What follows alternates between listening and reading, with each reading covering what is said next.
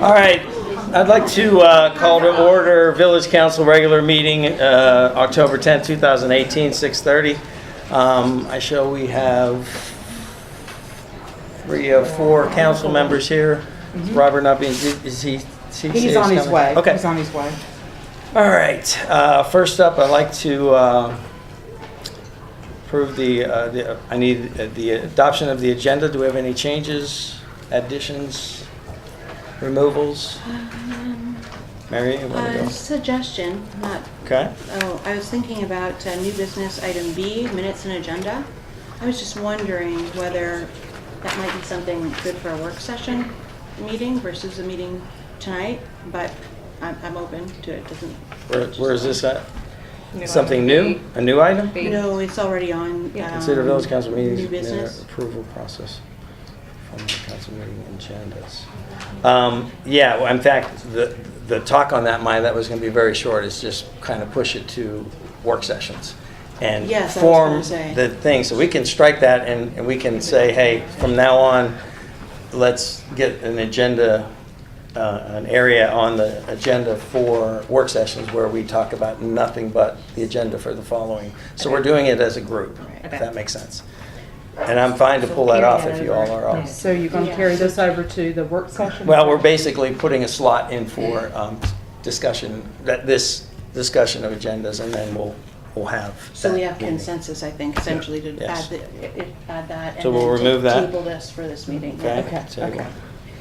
And the only other one I had was kind of related. I had a couple of suggestions for the meeting minutes. That's item CI, consent items A, but I wasn't sure about the process for submitting those. So I thought, if we want to just table them when we're talking about it? Well, they're consent. We usually do that at consent. What's that? Right? And so I just wanted to either pull them off and we can talk about the little minor amendments I have. I'm sorry. Where are we? Sorry, I don't adoption know of the what- agenda. Yeah. Okay. Consent item. Okay. allowed to hear? Yeah. I couldn't hear anything from back there. Okay. Okay. Wow. So I'll just speak up.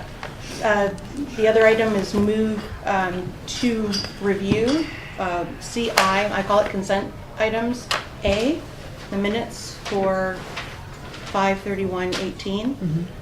I have minor amendments, so we could either discuss them, or if you want to table them, it's up to you.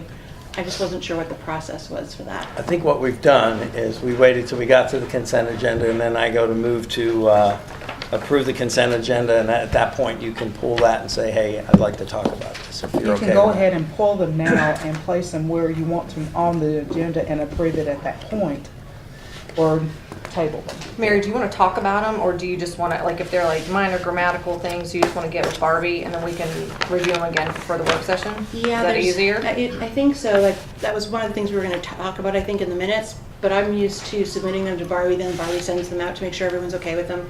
And so that's what I was prepared to do, but I wasn't quite Fine. sure. So if you're okay pulling them completely, and we'll talk about them at the work session, that'd be great. Okay.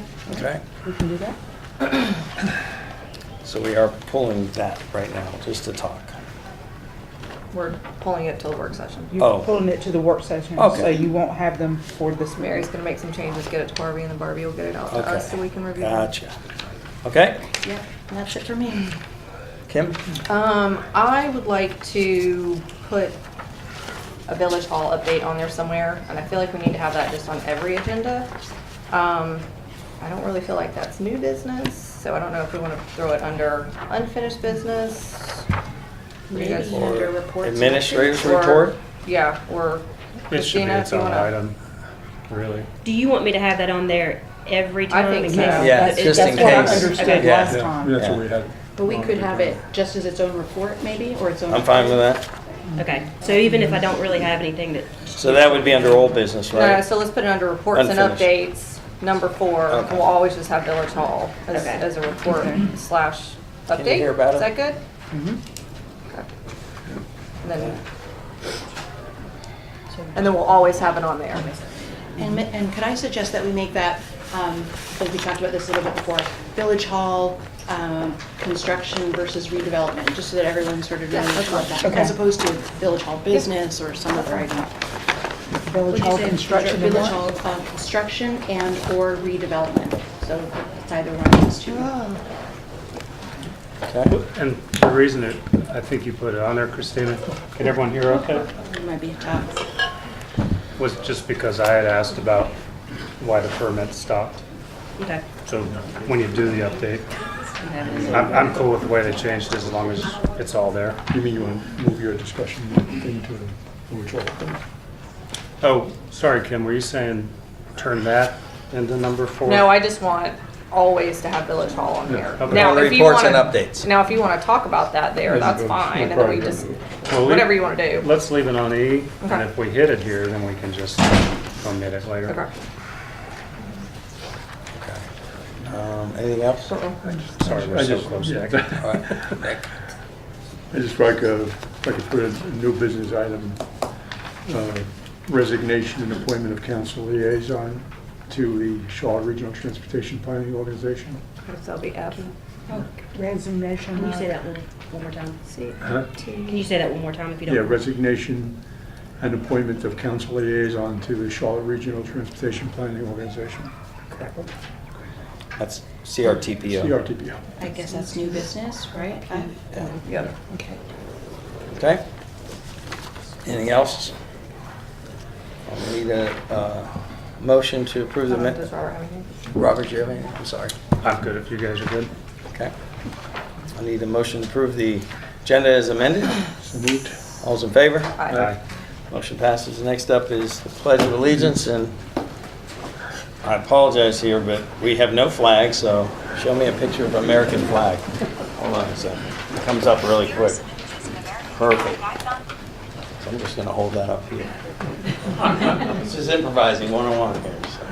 I pledge allegiance to the flag of the United States of America and to the republic for which it stands, one nation, under God, indivisible, with liberty and justice for all.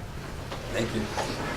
And apologize for the, I want to thank Firethorn for being willing to allow us to meet here since we did not have a Plan B over at the church. And just for all intents, everyone knows, they do have a hard stop here at 10 o'clock, so hopefully we'll be out of here before then.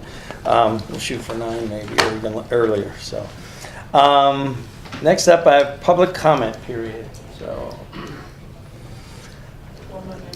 okay. And as we're waiting, if I can remind everyone, when you come up to speak, you can come up here if you'd like, or stand where you're sitting. State your name, address. You have 3 minutes. We really frown upon any cussing or cussing us out, anything like that. We're, as council members, we're not going to respond to anything or get any dialogue going, but just a reminder, you do have 3 minutes, and we will welcome those as soon as I get the list.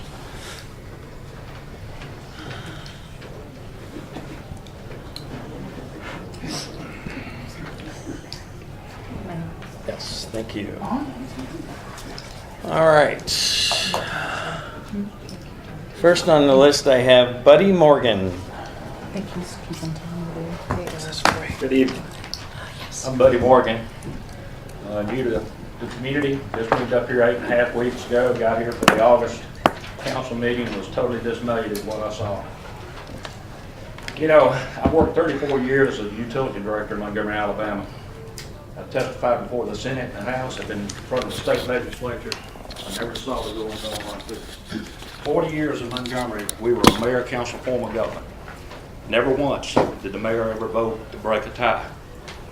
According to the Constitution, there's one body, the U.S. Senate, that allows the vice president. So I did a little research, went back. 36 vice presidents have cast a vote. 364 votes were taken. You have an executive branch and you have an administrative branch. The mayor is the administrative branch. You, the council people, are the legislative branch. You make the policies. You have a tie vote, you have a tie vote. They call it politics. Then you go negotiate to try to get a resolution. But under no terms has the president or any mayor ought to be allowed to break a tie. There's a reason there was a tie. Either get more council members on the board, on the council, to make it work, but you got to have a separation of power. And if you do what you're planning to do, we can't stop you, but there's a little word called recall. And there's enough animosity right now in this community. In this 8 weeks I've been here, I've talked to a lot of people upset. The Constitution says, we the people, not you the council, not you the mayor, not aiming at anybody. You got to listen to the people. If you don't listen to the people, then we're up the creek. So I beg you to consider what you're fixing to do tonight. Think long and hard. The first time I heard of Marvin, I read it in the national news, that the town shut down because it couldn't approve a budget. Well, how ridiculous. It's crazy. This is a great community. We love it here. We chose to be here. We have great neighbors. They're good friends. I've not met anybody. The first person I met was this gentleman right here. Not behind the blue light. Thank God. Not behind the blue light. But this is a great community. We need to pull together, make it work. If you want to eat, you want to go shop, 5 minutes from anywhere in this neighborhood. You can be in a grocery store, a restaurant, or whatever. So let's keep it that way.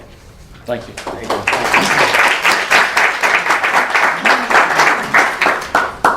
All right, next up I have Ralph McLeod. Thank you.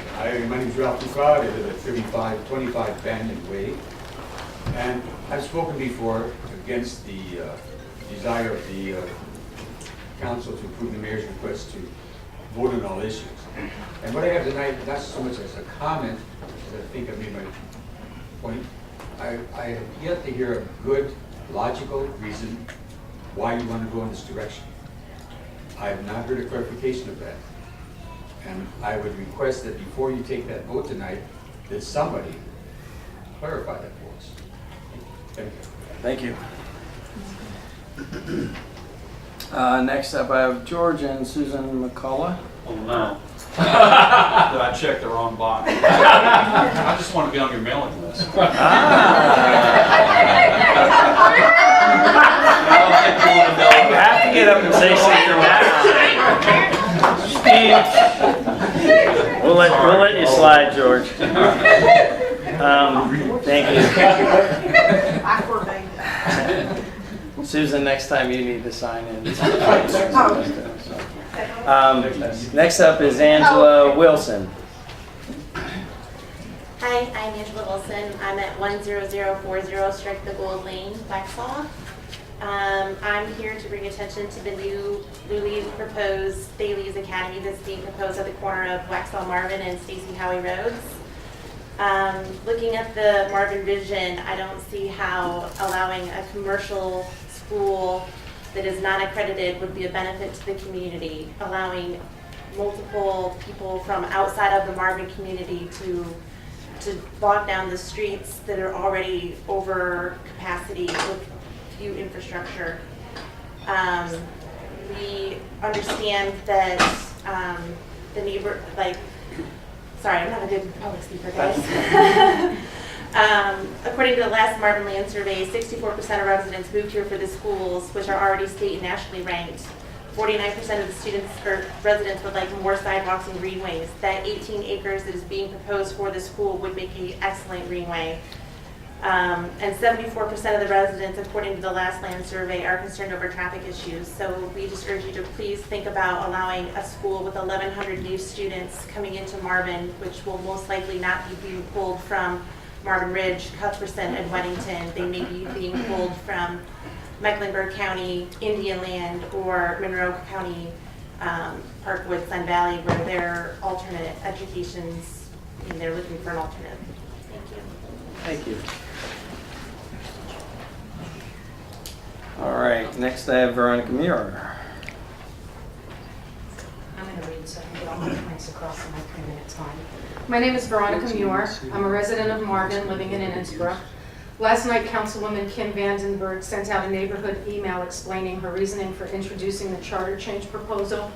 In it, she said, if someone is missing from the majority at a meeting, allowing the mayor to vote will ensure the vote does not pass and will have to be brought up again when all majority members are present. She goes on to say, this protects transparency of the council and will prevent a coup of meetings going forward. Wow. That statement is really striking to me. When you serve on a government body, you're expected to attend the meetings and cast your vote. If you don't attend the meeting, you don't get a vote. That's how the process works. That's not a coup, that's our democratic process at work. Kim and Joe have been able to forward their agenda quite efficiently this year when everyone is present. Nick and Kim have been voting one way, Robert and Ron, now Mary, have been voting another way, and Joe has been breaking the ties and winning the votes. It's fair, it's legal, it's how the charter is written for virtually every small municipality in North Carolina with the mayor only breaking ties. When someone cannot be at the meeting, it does indeed change the voting structure. That's why it's so important when you run for office that you commit to being at the meeting. You're expected to attend so you can vote for your constituents. If you're not there, you don't get a vote. Of course, unfortunate things happen. Personal issues, health issues, family issues, which prevents every member from attending every meeting. Council members are going to miss votes. It's inevitable. When it happens and the other council members who are present vote and pass things through, that's not a coup. That's fair legal process of the village government. If the absence of one council member becomes such an issue that it forces council members to start canceling meetings, moving meetings to different dates and places, proposing charter changes, that's a big concern for me. If you don't have the numbers to have the vote go your way, then it's your job to persuade fellow council members to your point of view. If you cannot do that, then you lose the vote. That's not a coup. That's the democratic process. Fair and legal. It's unfortunate, and I certainly sympathize with unforeseen issues that a council member may be facing that prevents him or her from attending meetings. But you don't change the charter because of that. This whole discussion is preposterous to me and shows a great arrogance of power, disregard for the process, and a stubbornness on council members' parts not to make any attempt to work together as a council. If you want to change the charter, take Mr. Barashek's recommendations and add more representation on the council. Increase the number of council seats. Thank you.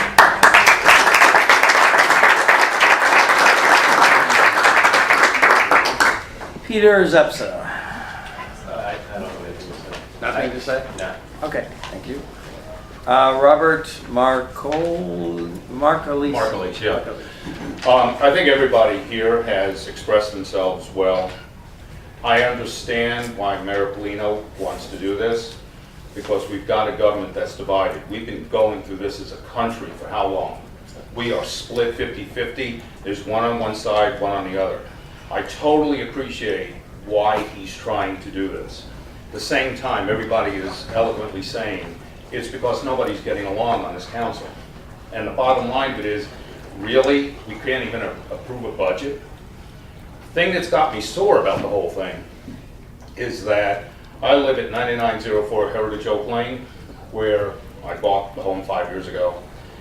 Robert Epps, Mayor Polino know the situation that all of the stormwater drainage was coming over from Innsbrook onto the property. And I get tonnage of water that was destroying my property. Didn't know it. Cost me about $8,000 to repair and divert the water. I went to the council, well, Mayor Polino came out on the property. The bottom line of it is it came down to it where nobody could address the issue because it was something that happened years ago that the DOT put in. Fine, but our tax dollars are going to pay for legal defenses, and that's what's got me sore. I'd rather have those legal defenses fix my property. Okay, so I'm against that, but I totally understand. You know, when I came here, I thought, I know how we straighten this out, like what we want to do with the Senate and Congress. Let's wipe them all out, and let's start off from scratch.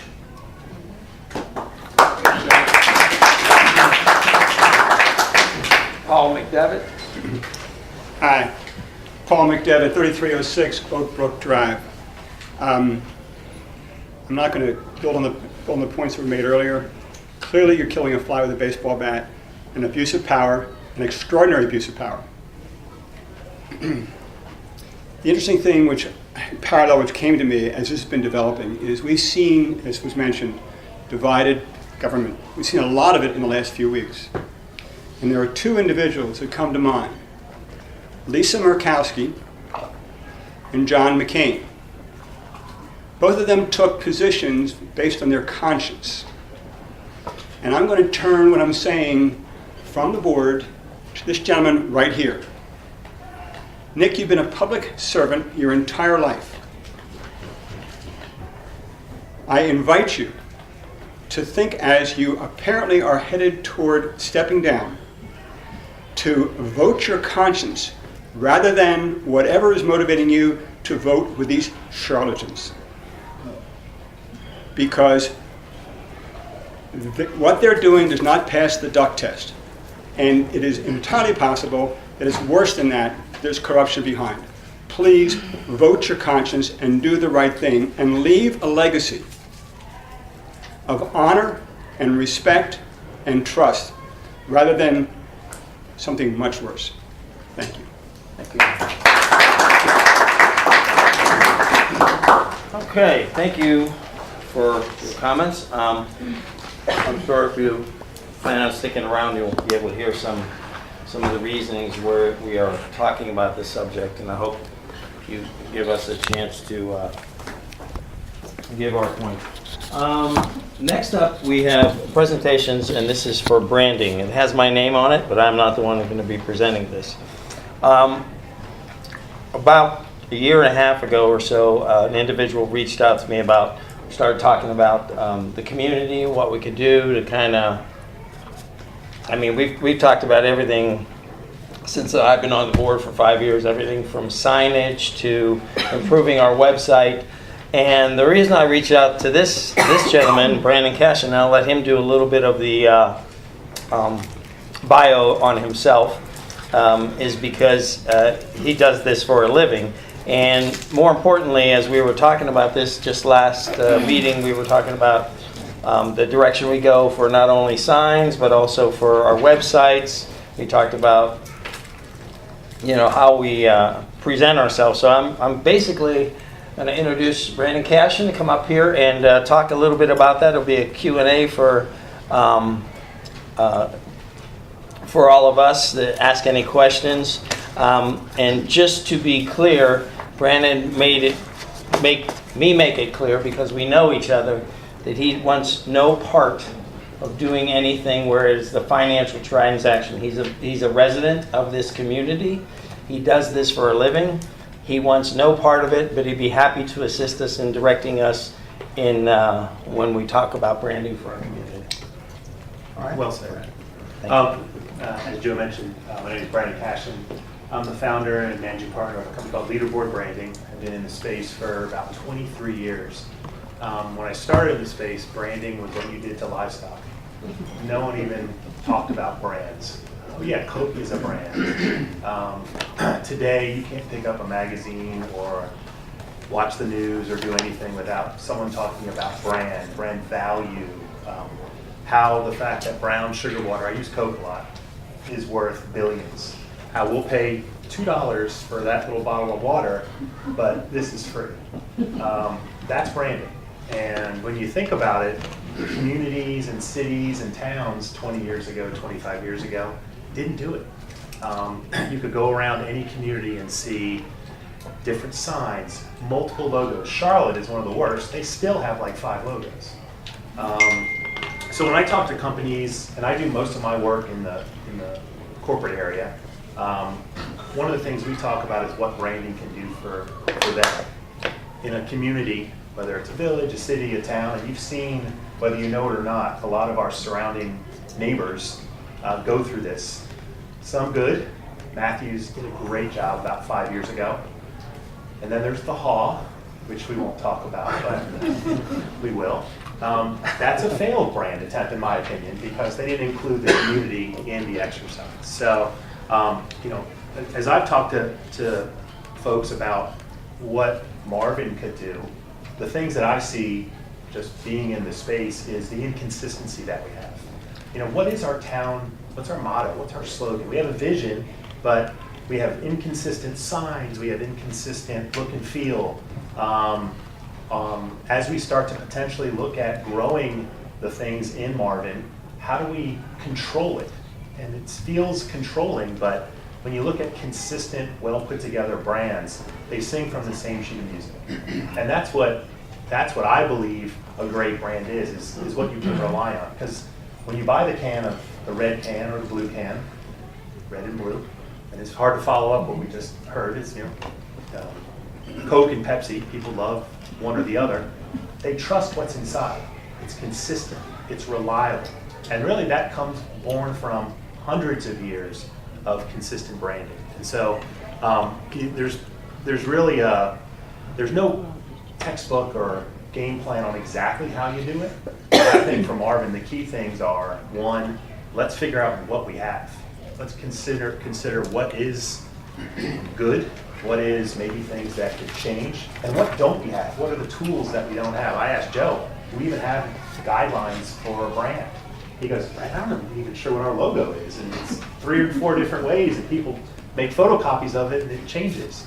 And so I think those are some of the things that, as I mentioned to him, I'd love to kind of be the bird on the shoulder to say, hey, here's a way to do it. And especially, again, if the village continues to grow, let's grow and control it through our brand and not have people create Marvin logos. And I've seen it.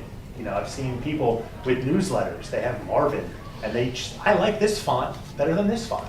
And I like it this big, not this big.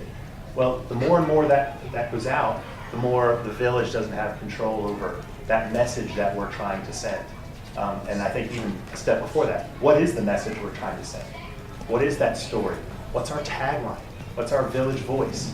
Those are a lot of the things that the communities around us we could probably learn from. Again, some good and some bad. I don't think we want to be the Vin, like the Haw, but I do think there's an opportunity for sure. Brandon, question for you. The question is that trying to find out who we are. We are embarking on a new survey shortly. Is that the place? Great place to start. Okay. Great place to start. And again, when we talk with our clients, the thing we talk about is what are the words we use to describe ourselves? What are the attributes? Are we family? Are we future? Are we schools? We just heard someone talk about schools. Are we, home? What are those words that we want to start kind of using? And I don't think we have to own those words, but I think we have to kind of live up to them. And I think a survey is a great place to salt in a few of those type of questions to at least get a pulse of where we are today. My guess is it's going to be super inconsistent. There's going to be a lot of different answers. There's going to be a lot of different responses. And that typically comes when you don't have a common sheet to send from, phrase I like to use.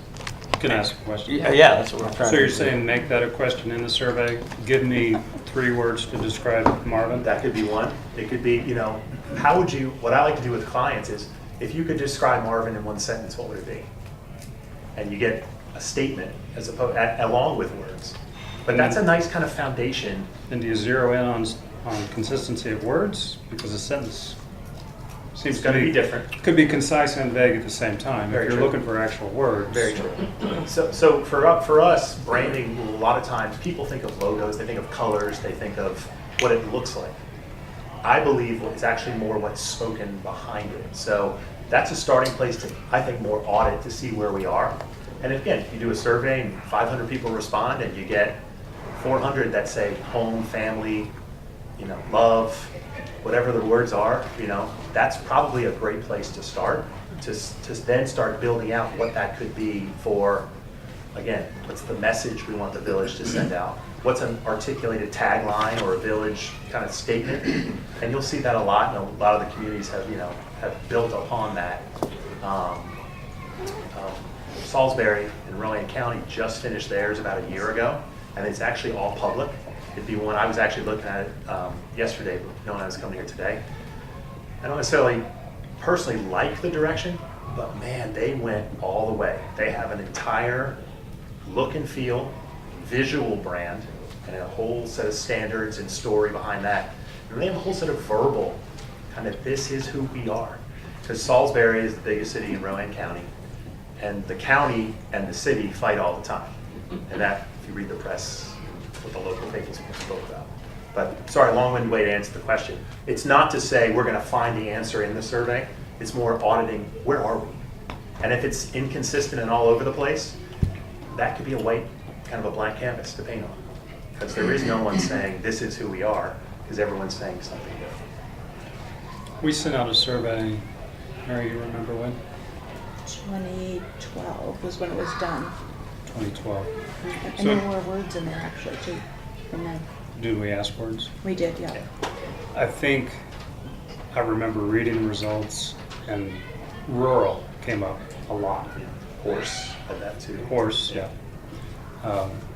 So how do you, I'm asking you because I don't know, Yeah. how do you turn that into a brand? So again, that Horse, rural, use those two as Yeah. examples. I think it then goes back to, is that the image we want to portray? And it may be. Starting and finding out kind of where you are is always better than just throwing something out there. My guess is, and I wasn't involved with the Waxhaw stuff, I bet you they didn't include anybody. Because to come up with that and have the town just react so violently to it, Right. and it seems like it's a lot of the town. I mean, again, you always hear the loudest voices, but it's almost like they didn't go out and validate any of it. They just kind of did it on their own.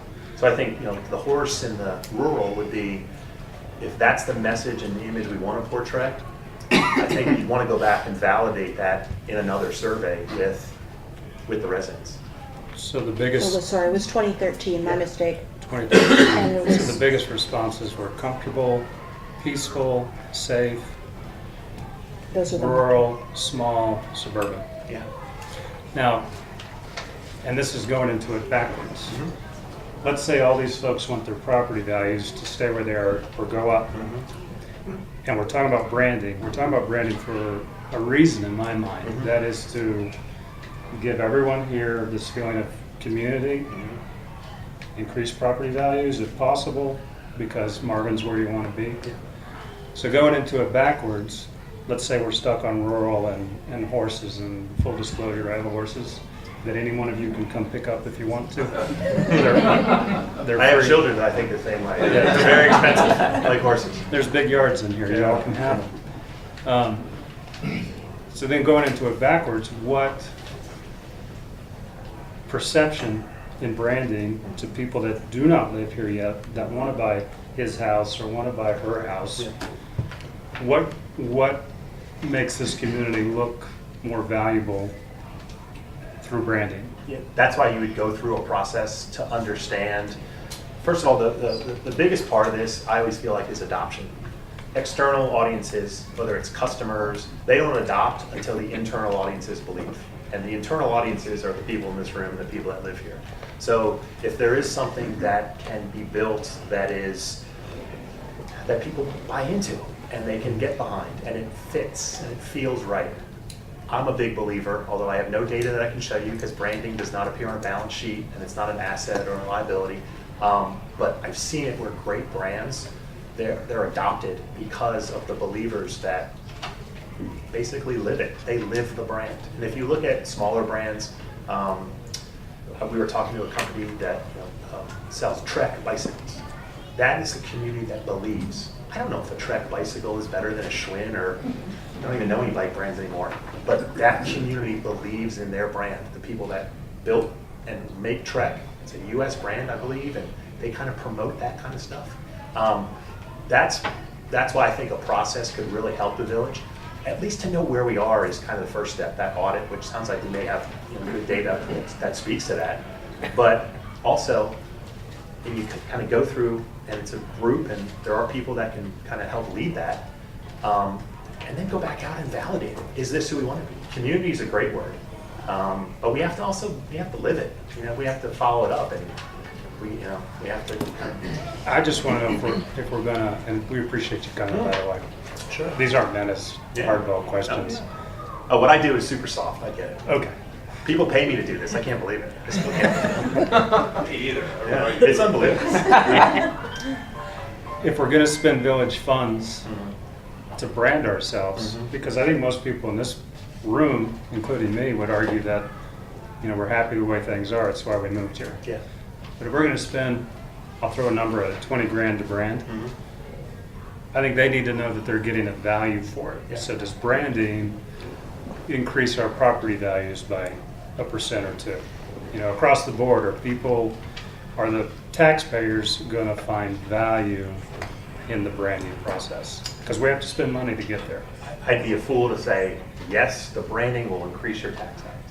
because it's going to be, there are other things that are going to affect that way more than branding.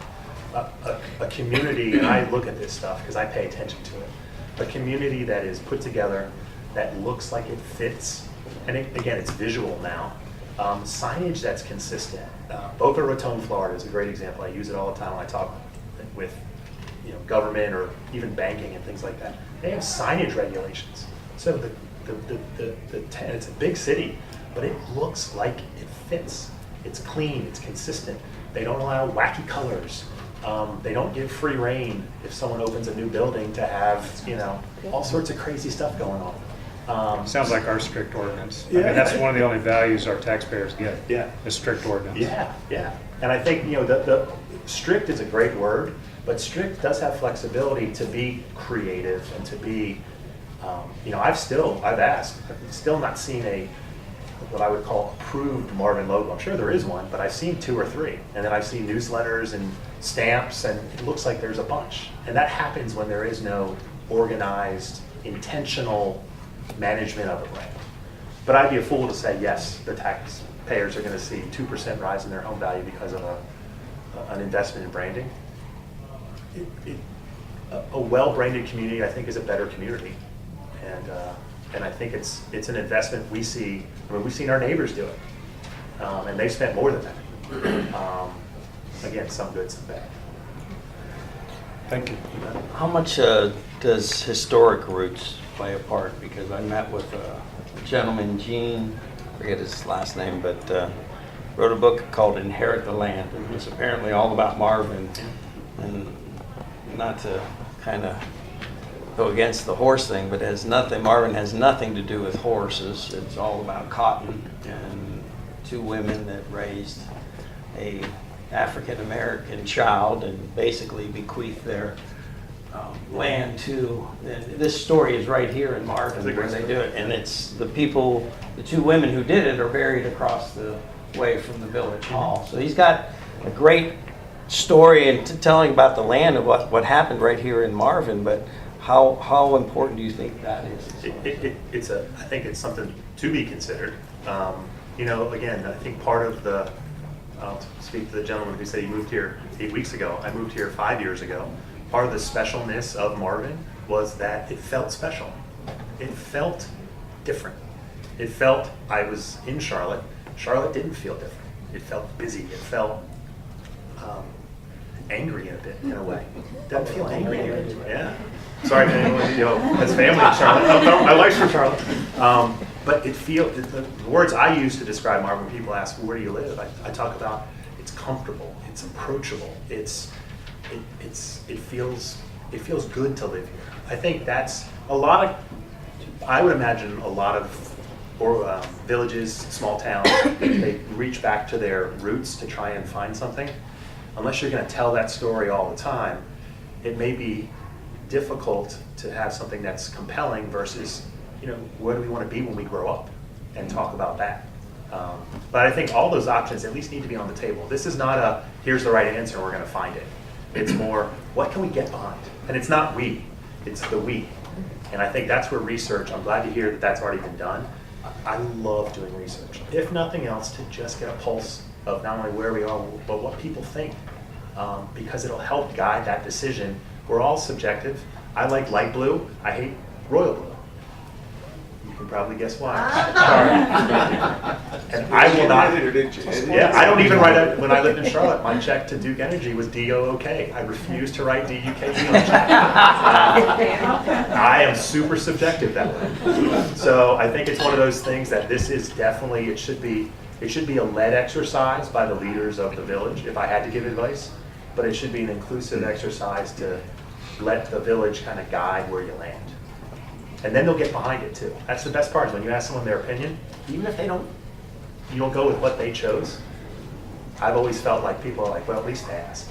Versus, here's your new brand, congratulations, the Haw.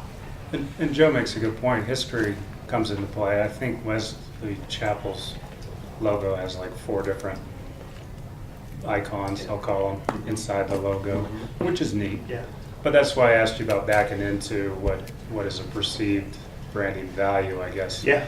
In as much as, did people move here because some people have horses? No, but that open space and just animals in the fields is what helps provide that feel. So does that, if respondents come back with rural and they like farms, and we probably only have 5 farms left, if that, you know, we don't have many farms. This whole area was cotton fields. Oh, yeah. People think it was always tree. These are new trees. It was cotton fields. I agree with Joe. But I don't think cotton sells a community these days. The heritage, like I said before, I think the heritage is a great place to start. It's going to be a foundation of part of our thinking, but I'm always a big fan to lean into where you're going. Don't lean back to where you've been. And that's anyone. That's when Microsoft comes out with a new version. They name it Windows 10, Windows 11. Now it's Windows 18, 19. They're just leaning back to where they've been, as opposed to some of the new technology companies, which go Google. Yahoo is the guy next to you with his Chevy on cinder blocks. That's what Yahoo meant. But they built a brand around just almost irreverence. And I'm not saying we're irreverent, but they leaned into where they were going. And I think that would be a great way for us to start. And we may end up with rural, horse farm, cotton. We may end up with some of that because that's what the village wants to kind of be known for. But I wouldn't. Well, you nailed it right there. What do you want to be known for? That's it. What's that impression? That's why that tagline, I think, is as important as a logo. What do you hear when those 3 or 4 words come back from, the village of Marvin? And that's to me what people really subscribe to. More than is the logo green or blue or purple or pink or whatever. Sure. Do you have tried and true methodologies for kind of bringing different people with different ideas together? Because I'm sure you know, you're going to find different people in the same community, even as small as this, where one says, well, I moved here because of the schools, and the other saying, well, no, I moved here because I really wanted space for my horses. Right. Or I moved here for the greenways. Yeah. You're never going to get everyone on the same page. That's probably advice before. The thing I said was point 1, that's point 0.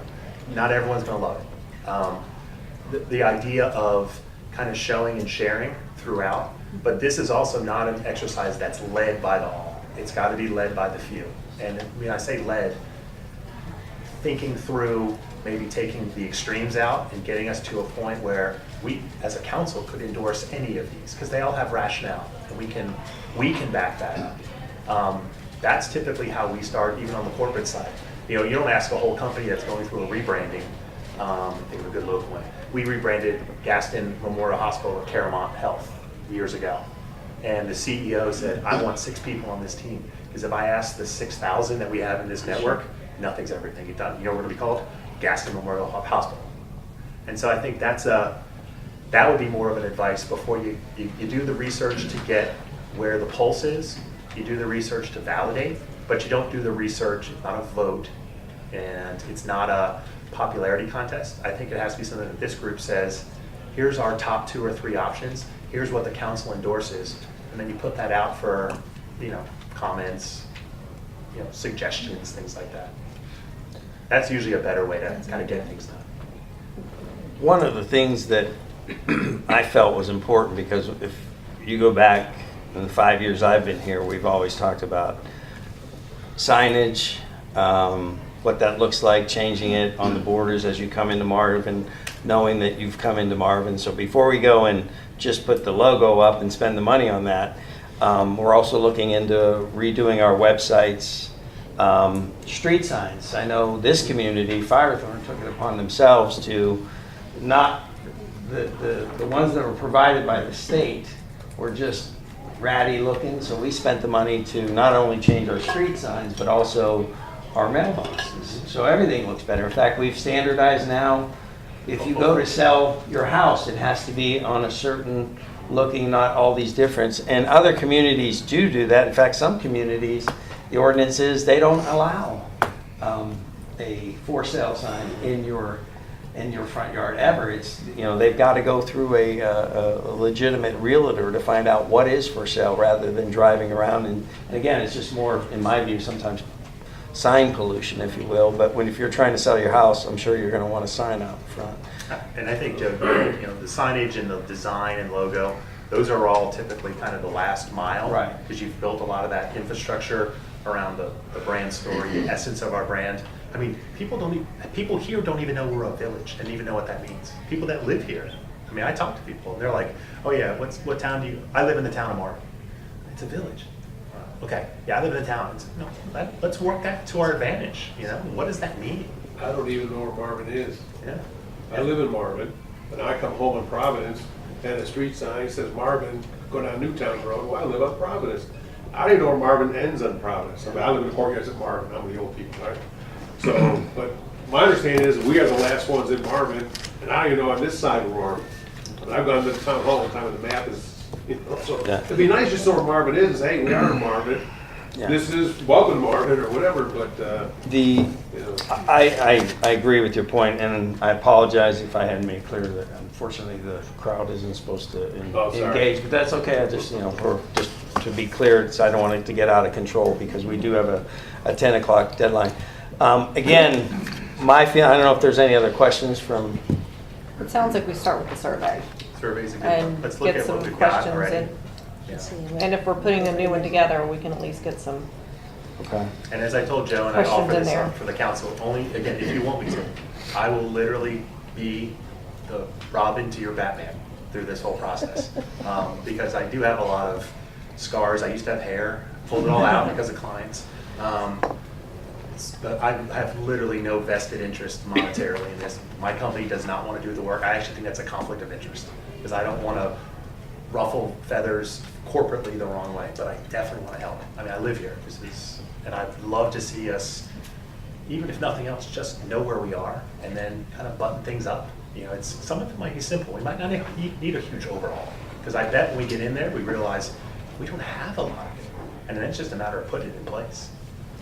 Are there resources you can recommend in the meantime, things that you know, obviously not this minute, but that you would be willing to send us for us to look over, Yeah, sure. find out how methodologies work, how you would incorporate citizens to be sure that they're feeling like they're part of it? Sure. Anything you can think of Yeah. might And be good to start there and get an idea. Some of how the it good works. examples, I know Matthews did, you can actually just pull up local papers and they'll talk about that. The Rowan County one is a big one because that was a big undertaking for them. We know, I assumed everyone knows the Waxhaw story, maybe everyone doesn't, but they just went through a branding exercise and I think their tagline is, it's good in the haw or something like that. And it's just, yeah. What's that? They do give it. We promise, no. It's good in the No VIN. harm. It's good in the VIN. In the VIN. But yeah, use me as you guys want. I'd love to contribute. Thank you. Thank you. Awesome. Thanks, guys. Thanks, Brandon. Thank you, appreciate it.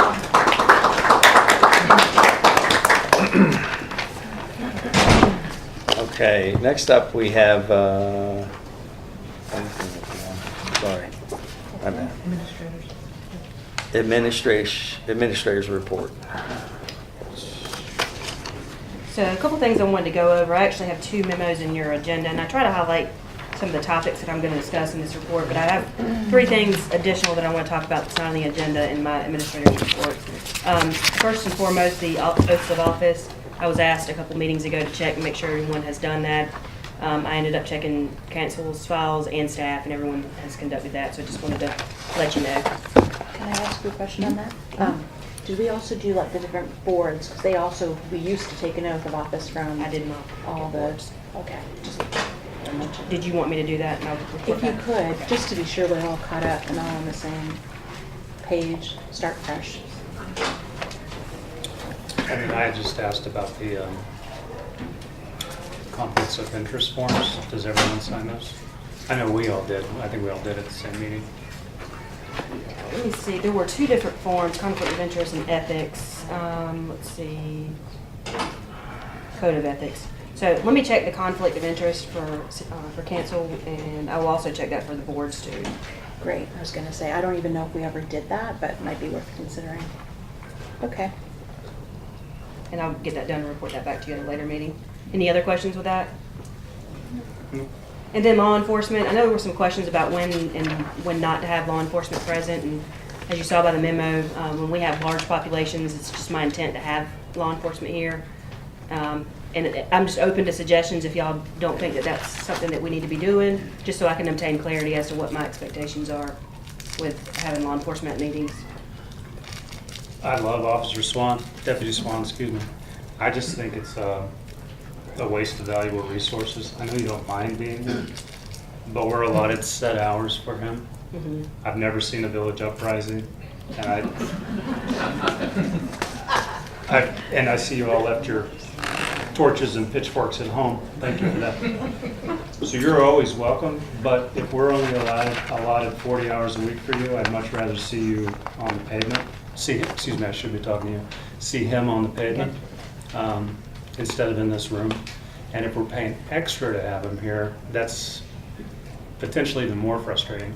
We're double dipping, and those are valuable tax dollars. And again, I've never seen anyone get out of hand. There was one time I saw a guy look extremely angry at the podium, but even he didn't do anything.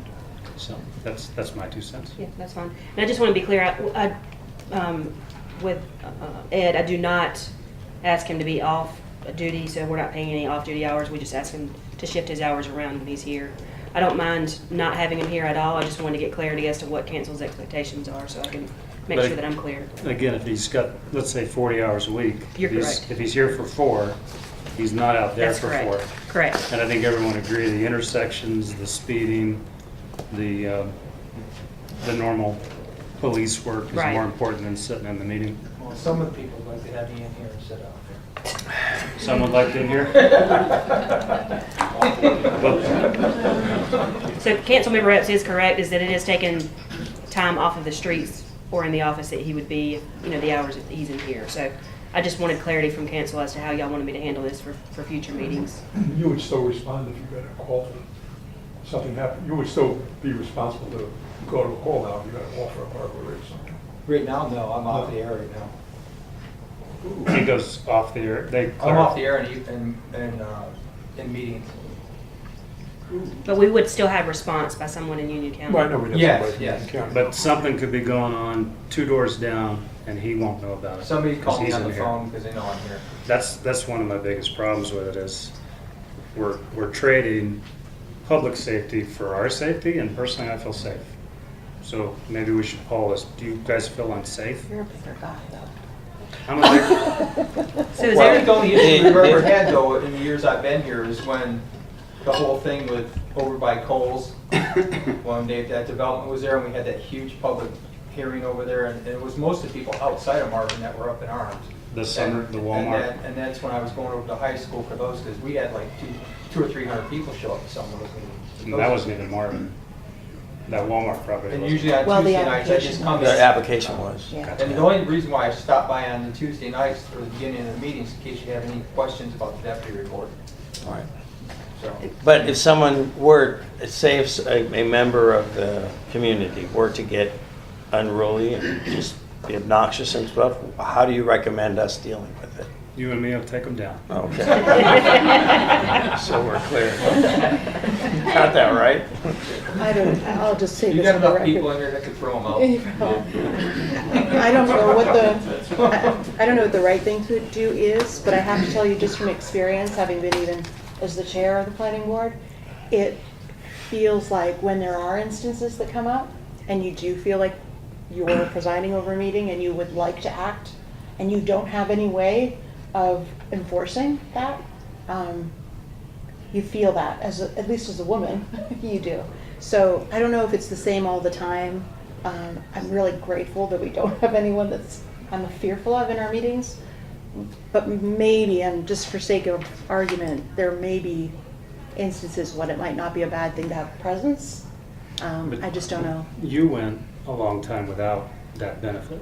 It's only this year that we have this benefit, and that one is curious. The other is, if there's an issue, the deputies are a phone call away, much like they are for everyone here. Response time, one time I had a problem, was less than 7 minutes. Yeah, usually if the Weddington officers are on and he calls to come out to Marvin, they'll respond to him. But if it's late at night, it's going to be a zone 4 call. So there might be 20 minutes. So that, I mean, you have my opinion. Yeah. I mean, Seriously, the only everyone else. thing, the way I'm reading this is, is he asked for law enforcement to shift hours around to attend meetings when we expect large crowds. So, I mean, normally we wouldn't. But, I mean, if we know it's something on the agenda that we're gonna have 50 or 40 or 60 people show up, And I would think we should have law enforcement here, but I mean, that's, how many meetings a year do we have? That many people show up patching? Now, the first meeting when the new council took over, you were there for 7 hours? If I'm doing the math right, let's say 6. Just dedicated that meeting, and you've been at several meetings since then. Your boss came to the last one and sat in too. Do you all really feel that uncomfortable that we have to spend resources? Well, I just think it's standard protocol for a municipality or any government that has meetings, and you correct me if I'm wrong, you go to different meetings too. It's just standard policy in case an issue does come up.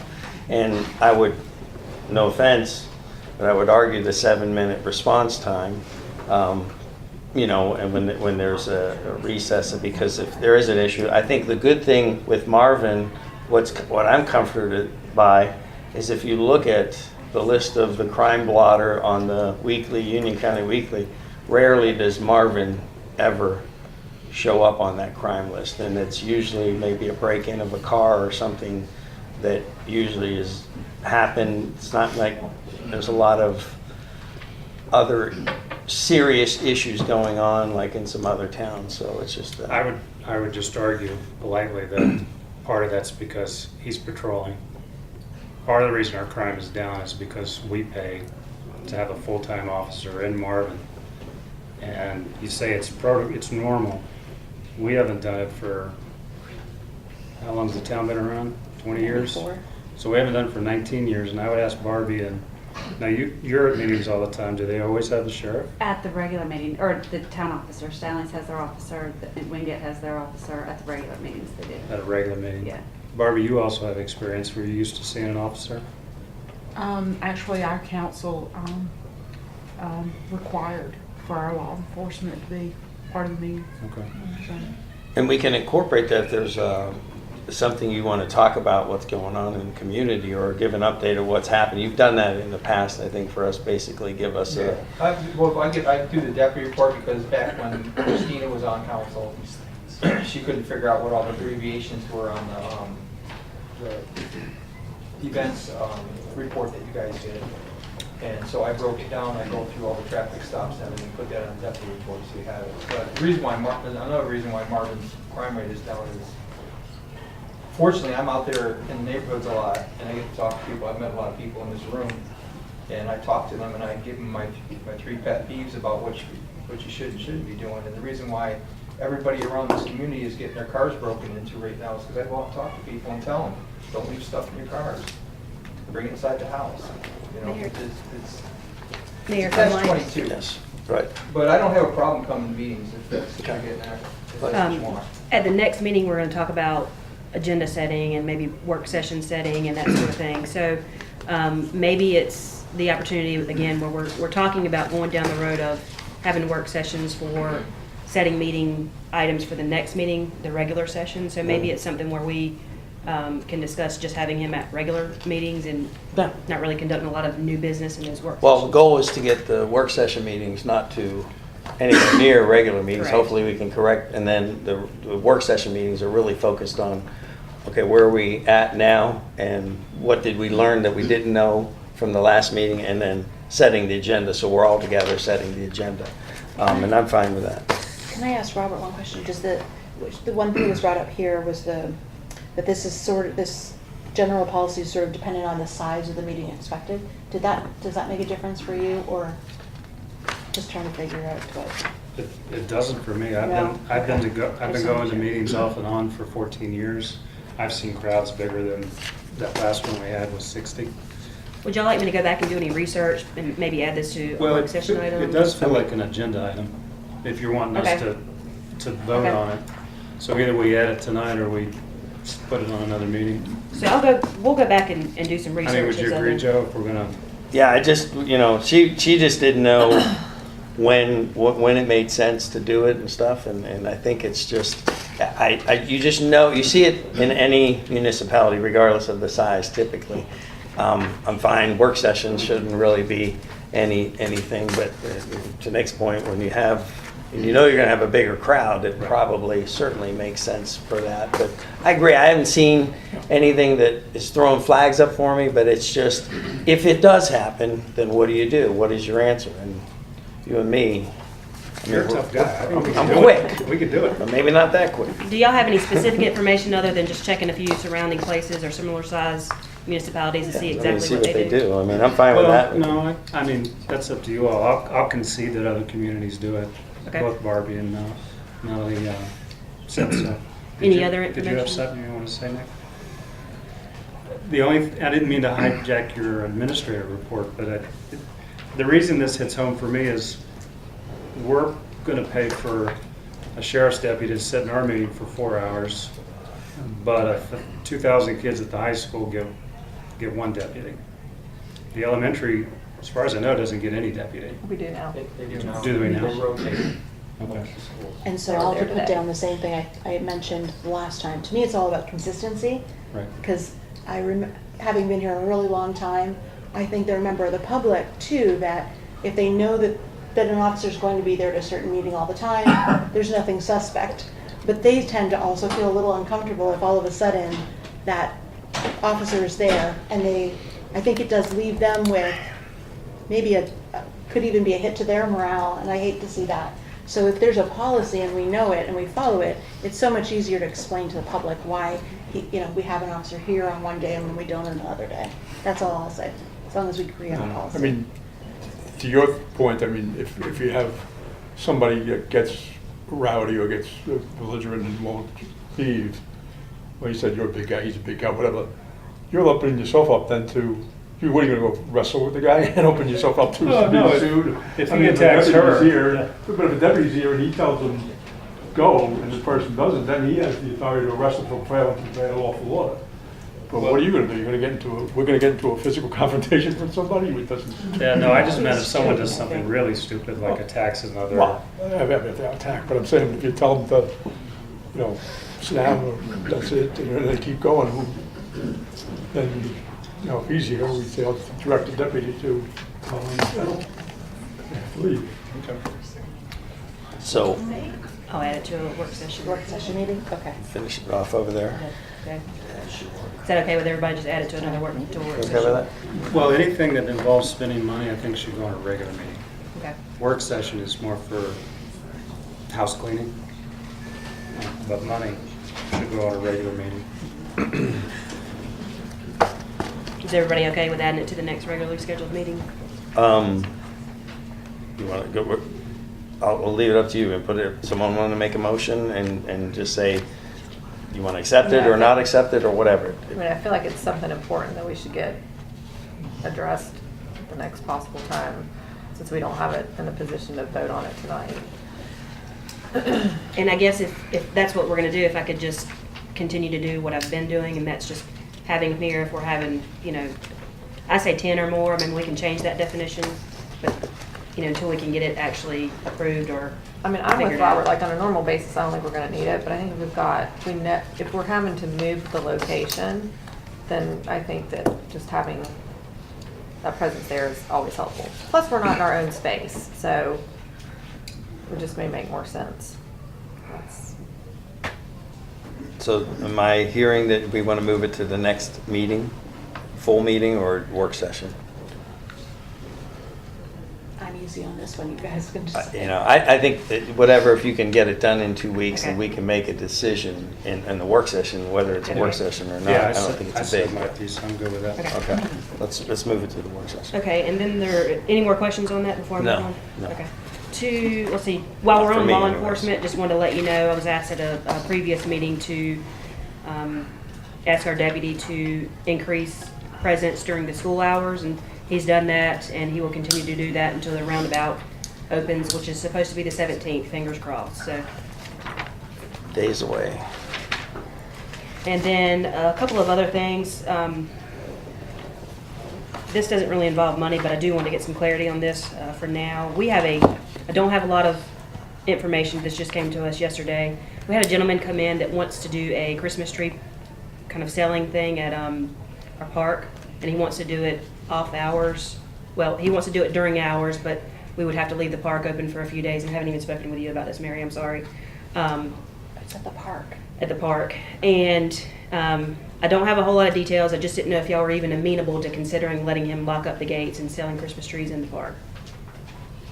Sorry, and we touched on it a little earlier, just very briefly, and I thought we were talking about the Christmas tree sales that we see every year just outside of Providence down south for some reason. He had So originally... sorry if I did mislead you, I didn't. No, realize he it was- originally started at a different location, and this just came up yesterday that he is... So we usually give approval to the Boy Scouts to do it Right. across from the church. Mhm. The other location was right where the little, there was a trailer there, right where the roundabout is going in, the first one that's already completed. Okay. That was another popular area, and it's just anywhere they can find space. So, I mean, we don't, opinion of one, we don't have necessarily, we don't know this guy from anyone, and having him going in there, and we have no, I mean, Is this the person that used to be right outside of Providence down south? This Or gentleman's no? from Levine. He has some kind of nonprofit with Levine.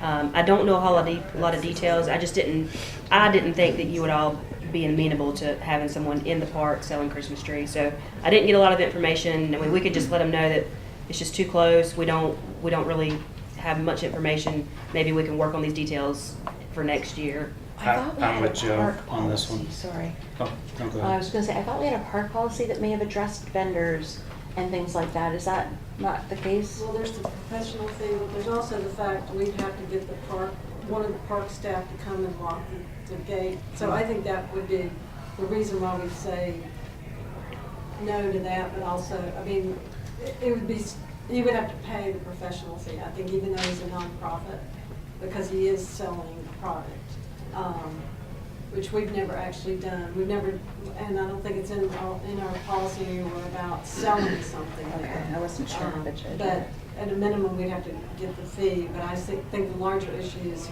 you'd have to get a park staff member to come and lock it up and check the bathrooms, do all the things that they normally do, which is. And he said that he would do that. I mean, that's just, we're leaving kind of the liability door open. I don't So like that I just, liability issue. I think I'm kind of hearing between no. Mary's point and Okay. Joe's point, the last point I would make is the park, the taxpayers pay for the park. The taxpayers expect a passive park that they can take their family to and walk around and not be blocked by some guy throwing a tree up on his Subaru. So Subaru? I'm a no. I don't know where I got Subaru. Why Subaru? I thought you were going to say Suburban, but Subaru, okay. Picture in the Outback and a tree on top.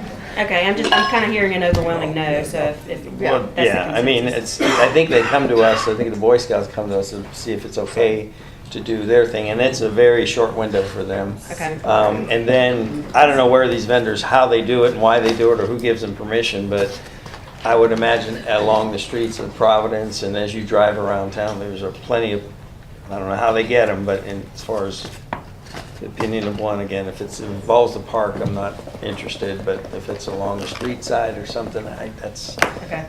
determine And then- if it's Marvin or even or not. Any other questions or concerns about that for me? The other thing is, y'all know I've been here since the end of June. Since I've been here, I've been kind of looking at workloads and tasks and that sort of thing. And what I'm noticing is some priority setting that needs to take place in the office with the staff members, and maybe a reshift of work duties. Particularly in our planning department, we're seeing a lot of abundance of work that probably warrants additional help.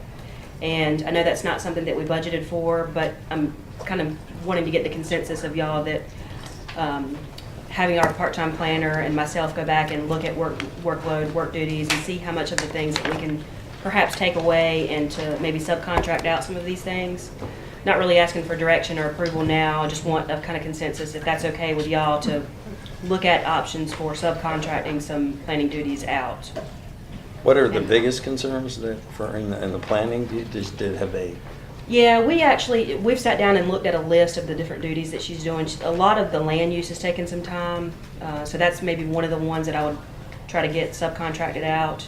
And then really just sitting down and looking at maybe code enforcement and different things that she's working on that our actual code enforcement officer's working on too, but she does a lot of research. So I'm just trying to segment some of those duties and see some things that we can kind of take off of her plate, so to say. And right. So help- she's help her getting her focus full, on- what she wants, like 20, she wants in. She ranges 20 to 25 hours. Okay, okay. And honestly, right now, the workload probably warrants a full-time position, but if we approve a full-time position now, we're approving that with the need that we will have that perpetually, and that's not something that I see we need 4 or 5 years from now. Okay. So if we could do anything we can to, to buy some time to get some of these projects done, to get these projects accomplished, but not hire a full-time person, I think that's the best financial way to tackle the issue now. Okay. So if y'all are okay with me going back and looking at different resources to maybe put into the planning department, we'd have to do a budget amendment to do so. We can bring all that stuff back at a regular meeting. I just want to let you know the concerns. And Lara doesn't have the ability to work any more hours. She does not. So, is it okay to talk about this You're talking about the position, not the person. position? Yeah. Never mind.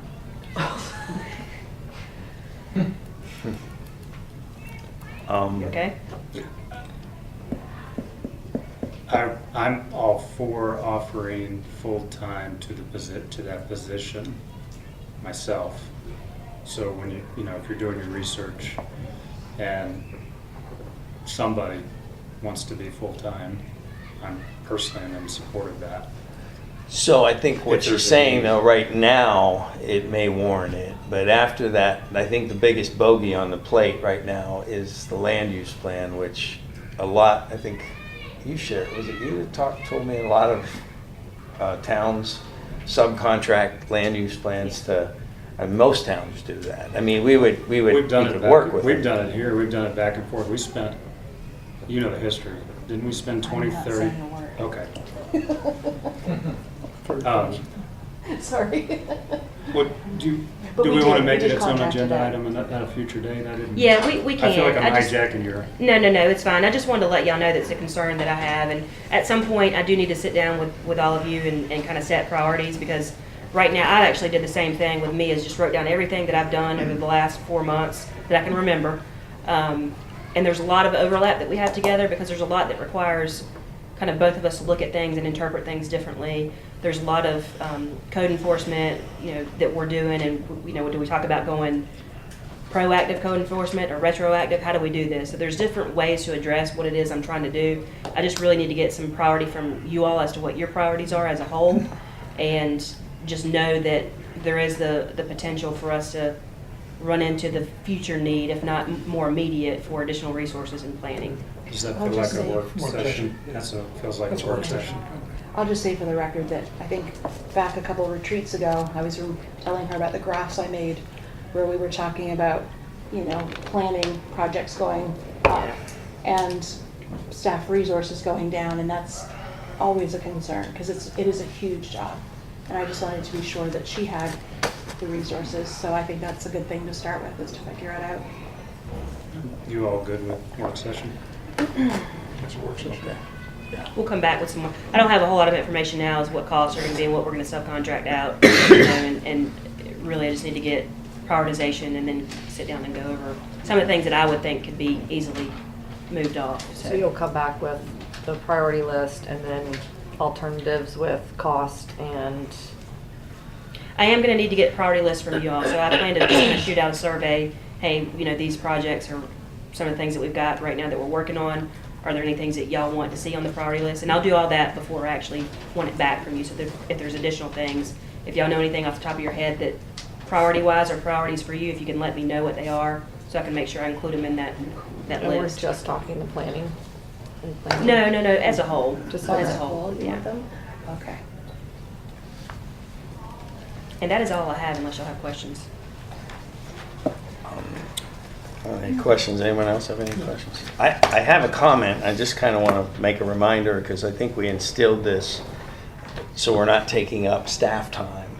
That I think it was in the prior council, imposed a thing about signing in when we come in and stuff. And I know there have been past council members that have taken up a lot of the staff time. And, we want to use you at your best, and you're not any individual. It's just kind of a friendly reminder that you're not any individual council member's staff. You're the village's staff, and it's the direction that we give you here is what you act on. So if it's something small and stuff like that, because it got to the point, I remember that the staff was almost being used like secretaries and stuff, and it's, being directed by one individual council member. So if we could just kind of keep that in mind, we've kind of implemented that where we should be out of your hair for the most part, because we're here at these meetings now to give you direction, and that's, We've implemented that about 6 or 7 times over the last. What's that? We've implemented that and talked about that about 6 or 7 times over the last 8 or 9 years, and it's always come up. Lanning had his own chair. Lanning had his own chair, Ross had his own chair.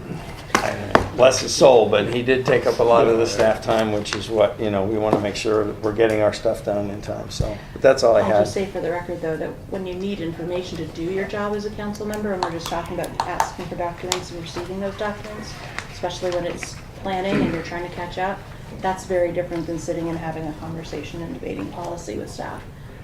Asking for things that you need to do your job and make your decisions is got to be a priority, no matter what. But I agree, but a lot of that is, they prepare these packets. So when the information, if we're in a work session, we agree that we want to talk about X, and we direct them to learn everything they can about X. They're going to present these packets to us, and that's where our information comes from. And that's what you believe is the only source of information should be? Not necessarily, but if you wanted to go do your own information, like if you on your own wanted to go research it yourself, Right. I have no problem you submitting that to the staff, and then the staff basically including it in this, if that makes sense. So what you're saying then is, for example, there was information on the Thales Academy. I don't think they can hear you.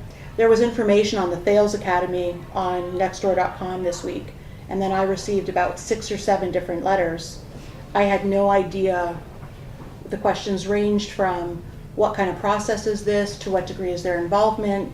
There was a link to a general plan, and yet I have questions that come to me as a council member, and I take that duty and responsibility seriously. So if someone comes to me and says, well, what does this mean, and what is the process, and what is that? And I reach out to staff and say, can you send me whatever you have on Thales Academy so that I can answer these questions? It seems to me, and I could be wrong, but what it seems to me what you're saying is, you want me to wait till I get to the next meeting and hope it's in the packet? Well, I can use an example that is a poor use of her time. When an individual contacted us about a sprinkler head that was busted, and we're paying you what you're paying, and it's the direction that you give things. So what you could easily do is say, you know what, there is a process, and direct them to staff, and usually someone in the planning office, or I would imagine Kelly could say, hey, okay, here's the process. Everything I hear from next door neighbor, it's just, it's out there. I mean, I've done my research. I've been to Thales Academy, their open house before they put the Weddington one in, and just to learn about it, because they invited me. I was the only, I think, council member of all 3 or 4 towns they invited. But it was just an informational thing. So if you have something to add to it, I'd say submit it to the staff and stuff. But what we don't want is taking up a lot of staff time when we've already directed them, because it's not his staff, it's not your staff, it's our staff as a village, and we're setting the direction through at the end of the meeting when she said these are our action items, and that's the. But you do believe in public records, though, correct? Sure. Okay. So if any any citizen said, I would like to have these documents, would you say to them, sorry, that's taking up too much staff time? No, I mean, public documents are warranted, but depending on the level of public documents, I mean, it could place a burden on our staff. There is no level on a public records request. They have instilled it in Waxhaw. I know for a fact that they said, hey, we'll get that to you, but it's going to take, they put a timeline on it. And they put, if it burdens the staff and taking too much staff time away, I think that's where. I guess we're talking about a variety But that's of degrees, different. Public records, or what you were first saying was something on, when we haven't even discussed it yet. And you're talking about next door and them talking about Thales. This woman here talked about it. I would ask for that. If I didn't know what they were asking for, I would call staff and I'd say, do we have information on this? Can you get it for me? Now, I'm not going to say I want it right now, but I would I would call and ask for it. Mayor, if I might, I'm sorry, I don't mean to interrupt, but if we're gonna have this conversation about work session setting at the next meeting, I think this is a prime opportunity for us to talk about what documents could be requested. If we're setting let's just say this is the work session today, and we're setting a discussion item for the next meeting to talk about branding. I think that might be the opportunity where y'all can direct staff as to what specific documents you want to make sure you have in the packets, and that will. Okay. help I was just a kind of a friendly reminder that I know it's happened in the past and can easily happen again where we're taking up a lot of your time, and I want to steer away from I would ask for that. What we can do in the, I'm sorry, what we can do in the work session is potentially look at the change of rules of procedure and add a work session section in there where it kind of outlines what our expectations are for work session.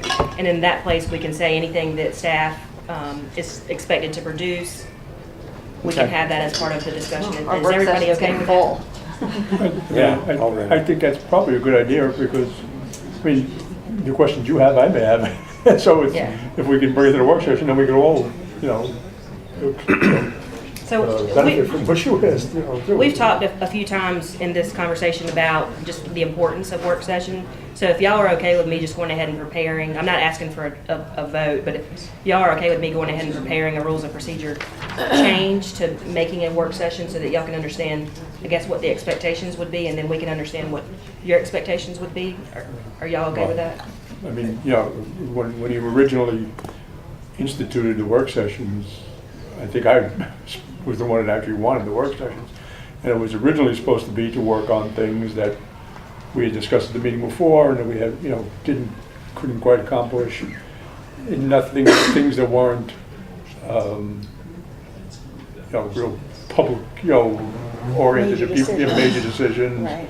It was basically to do work, to catch up on what we had. And it was really supposed to be no new business or anything like that discussed at a work session. Unfortunately, they morphed into basically full-blown meetings. They have. And every time we pulled them, I've seen you pull them back, they've gone right back to being full-blown meetings. But I'd like to get it to where we have enough things at the work session that we can then have discussions, and again, it's not, it's still a public meeting, but, it's not going to be anything super controversial that we're going to do. Staff will work on that, and I think we can come up with a solution that kind of helps address every concern here, so. Okay. All right. Joe, before you move off of that, I didn't want to complicate public comments, but these emails that are sent, when people make, these are all about fails.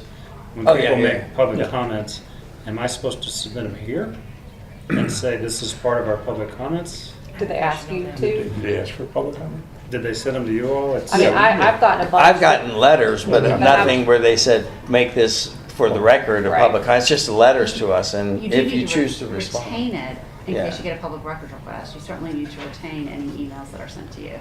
So how are their voices heard if they can't come to the meeting?